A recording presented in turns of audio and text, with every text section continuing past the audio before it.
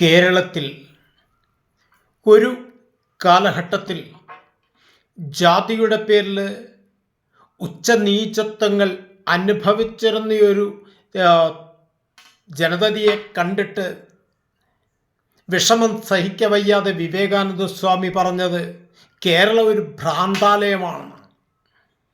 ആ ഭ്രാന്താലയത്തിൽ നിന്ന് കേരളം നാളിതുവരെയായി മുക്തമായിട്ടില്ല എന്നല്ലേ നമ്മൾ മനസ്സിലാക്കേണ്ടത്. ആധുനിക കാലഘട്ടത്തിലെ ഈ ജാതി ചിന്തയും അതുപോലെ ഈ ഉച്ചനീചത്വവും അങ്ങനെ അവരെ താണയാളുകളെ മാറ്റി നിർത്തുന്ന, അവരെ അവഹേളിക്കുന്ന, സമൂഹത്തിനു മുമ്പിൽ അവരെ ഒന്നും അല്ലാതാക്കി ചവിട്ടിത്താഴ്ത്താൻ ശ്രമിക്കുന്ന ആധുനികത, അവർ വരേണ്യവർഗം എന്നൊക്കെ പറയപ്പെടുന്ന ആളുകൾ കുറേയൊക്കെ ശ്രദ്ധിക്കേണ്ടതാണ്. എല്ലാവരുമല്ല. അത്തരത്തിൽ ചിലർ ഇപ്പോഴും ഈ ജാതി വെറി വെച്ച് പുലർത്തി സമൂഹത്തെ നശിപ്പിക്കാൻ ശ്രമിക്കുന്നത്. കാരണം ഒരു ഞണ്ടുമതി ഒരു കുളം കലക്കാൻ. ഇത് നമ്മുടെ ഓർമ്മയിൽ എപ്പോഴും ഉണ്ടാകേണ്ടതാണ്.